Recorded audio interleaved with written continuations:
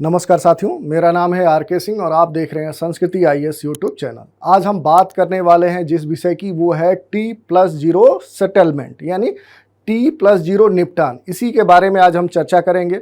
ये देखेंगे कि आजकल T+0 सेटलमेंट सुर्खियों में क्यों बना हुआ है, आखिर ये है क्या, और हाल ही में सेबी ने 28 मार्च से T+0 सेटलमेंट के बीटा चरण को लागू करने के लिए मंजूरी क्यों प्रदान की है, अभी तक कौन सी प्रणाली चल रही थी, और यदि T+0 सेटलमेंट लागू होता है तो इसके लाभ क्या होंगे, इसके महत्व क्या है, और मूल रूप से इसके लाभार्थी कौन होंगे। ये सारे पहलू होंगे जिनके बारे में हम आज चर्चा करने वाले हैं। तो सबसे पहले हम ये देख लेते हैं कि ये न्यूज़ चर्चाओं में क्यों बनी हुई है। तो अगर हम बात करें T+0 की, तो जो भारतीय प्रतिभूति विनिमय बोर्ड यानी सेबी है, इसने वैकल्पिक T+0 सेटलमेंट के बीटा संस्करण को लॉन्च करने की मंजूरी दे दी है। इसी के संदर्भ में क्या है कि 15 मार्च को इसकी बैठक हुई थी और इस बैठक में ही ये फैसला लिया गया कि 28 मार्च से इस T+0 सेटलमेंट के बीटा चरण को लागू कर दिया जाएगा। और अगर हम बात करें तो शेयर मार्केट में अब जो होने जा रहा है वो अभी तक नहीं हुआ था, यानी जो निवेशक हैं उनके लिए जो ट्रेडिंग होगी वो पहले से आसान और बेहतर हो जाएगी।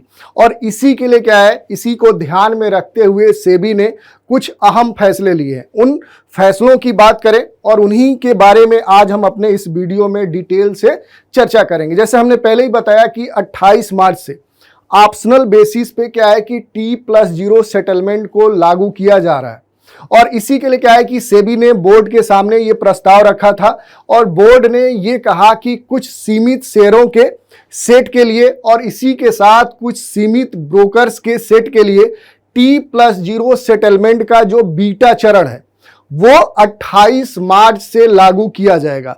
यानी कि अभी तक जो T+1 सेटलमेंट चल रहा था उसके बाद क्या है कि अब T+0 सेटलमेंट पूरी तरह से 28 मार्च से लागू किया जाएगा। हाँ, इसमें एक बात जरूर सेबी ने रखा है कि प्रारंभिक तौर पे यानी इनिशियल फेज में क्या किया जाएगा कि इसके लिए 3 महीना और 6 महीने का इसकी प्रगति, इसकी प्रोग्रेस देखी जाएगी। उसके बाद T+0 जो सेटलमेंट है इसका भविष्य तय होगा। और यही नहीं, T+0 सेटलमेंट को 2 चरणों में लागू करने का भी सेबी ने फैसला लिया है। अब देखिए, इसमें सामान्य तौर पे क्या है कि अगर हम बात करें कि पहले क्या था कि T+1 सेटलमेंट चल रहा था, लेकिन अब क्या होगा कि अब ये T+0 सेटलमेंट लागू हो जाएगा। अब इसमें क्या है, अगर हम बात करें कि मूल रूप से जो T+0 है ये क्या है, ये शेयर मार्केट से जुड़ा हुआ टर्मिनोलॉजी है।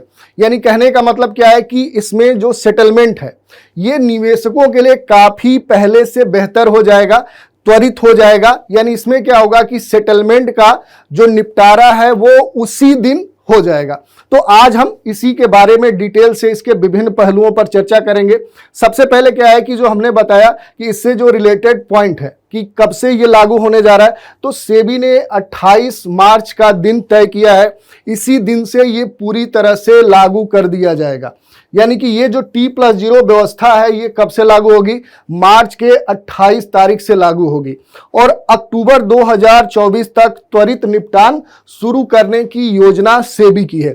तो ये हमने देख लिया। इसी के साथ अगर हम बात करें कि सेबी के द्वारा दिया गया जो प्रपोजल था उसके प्रमुख बिंदु कौन से हैं, तो अगर उनकी हम बात करें तो T+0 सेटलमेंट को मैंने बताया कि 2 स्टेज में लागू करने का प्रस्ताव सेबी ने रखा है।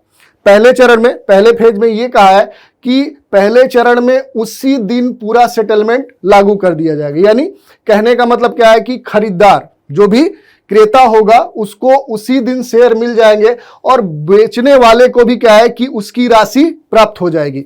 यानी क्या है कि यदि कोई व्यापार के लिए 1:30 बजे तक शेयरों का कारोबार करेगा तो उसके बाद लगभग 4:30 बजे तक क्या है कि उसका सेटलमेंट हो जाएगा। यानी उसके लेन देन की जो क्रिया है वो संपादित हो जाएगी, कंप्लीट हो जाएगी।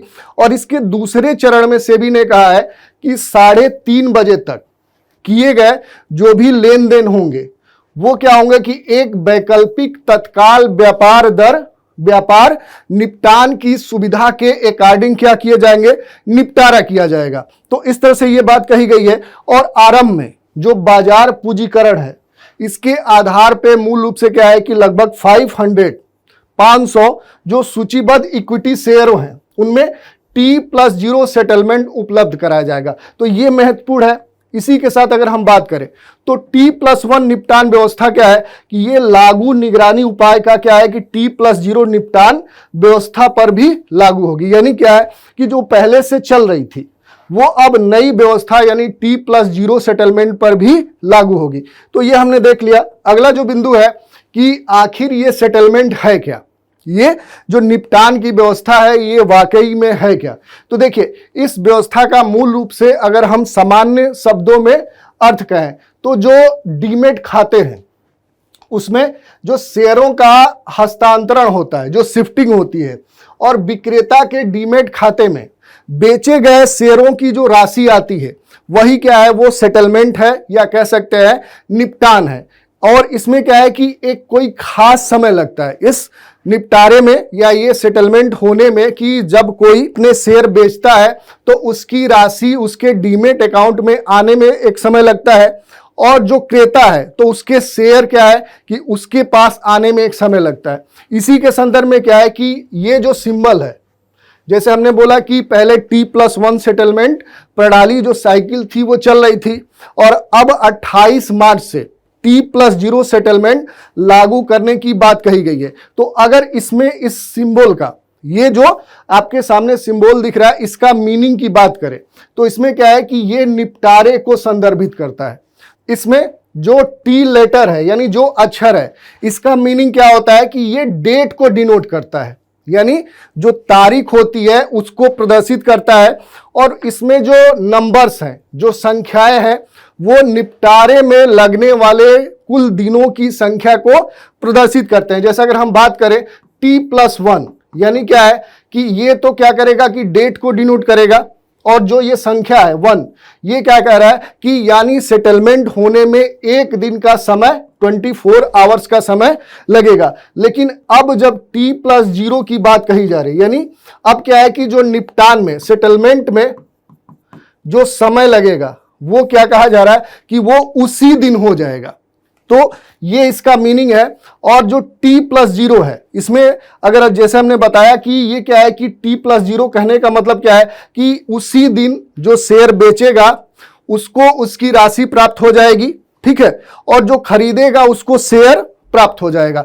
तो ये इसका मीनिंग है। इसी के साथ अगर हम बात करें कि जो T+0 सेटलमेंट है, इसके आखिर एडवांटेज क्या है, लाभ क्या है, तो जो वर्तमान भुगतान की तुलना में जो मनी है, जो धन है, और जो शेयरों की तत्काल प्राप्ति है वो पहले की तुलना में तेजी से होगा। यानी यदि कोई शेयर खरीद रहा है तो उसको प्राप्त करने में उसी दिन क्या हो जाएगा, उसका सेटलमेंट हो जाएगा, और जो बेच रहा है तो उसको भी उसकी राशि उसके डीमेट अकाउंट में उसी दिन आ जाएगी। यानी ऑर्डर देने से पहले क्या है कि इसमें फंड और शेयर दोनों पहले से उपलब्ध रखने पड़ेंगे। तो ये भी एक बात कही गई है।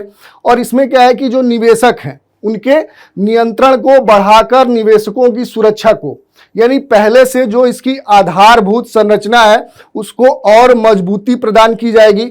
और इंडियन जो लिक्विडिटी है, जो तरलता है, उसको भी क्या है कि ये एक परिसंपत्ति वर्ग के रूप में स्टेबल करेगा, स्थापित करेगा।